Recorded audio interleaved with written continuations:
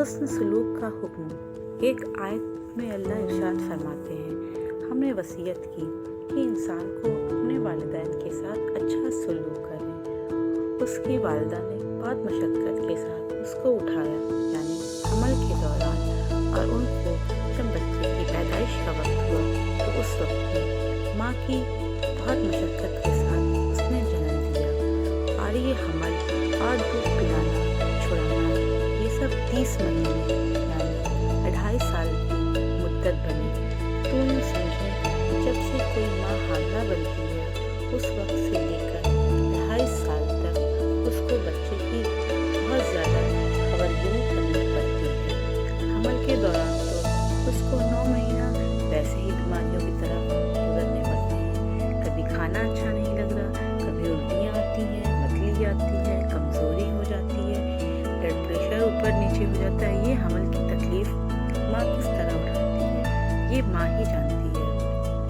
वाज़े हमल के वक्त जब बच्चे की पैदाइश का वक्त होता है तो वो माँ के लिए ज़िंदगी और मौत का वक्त होता है। कितनी ऐसी ख़वातीन हैं बच्चे की पैदाइश के वक्त उनकी वफ़ात हो जाती है। इसलिए हदीस पाक में फरमाया है कि विलादत के दिन जिस औरत की वफ़ात हो, अल्लाह ताला क़यामत के दिन उसको शहीदों की कतार में खड़ा फरमाएंगे। और उस माँ ने बच्चे को जन्म देने के बाद किसी और के हवाले नहीं कर दिया, दूध भी खुद पिलाती है। और ये मुद्दत का हमल से लेकर दूध छुड़ाने तक की 2.5 साल बनती है।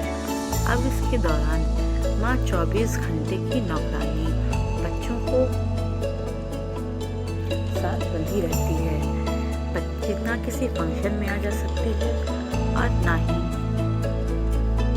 किसी फंक्शन में आ जा सकती है और ना कहीं इधर उधर जा सकती है। हर वक्त बच्चों को गोद में या बच्चा सीने के साथ लगा हुआ रहता है। या उसको लेटा देना या उसको उठा देना, माँ की हिफाजत बच्चा कर रही है। कभी फिगर बना रही है तो कभी बच्चे को साफ कर रही हैं, कभी कपड़े पहना रही हैं तो कभी दूध पिला रही हैं।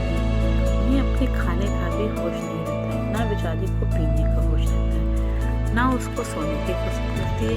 चुनांचा बच्चा छोटे होने की वजह से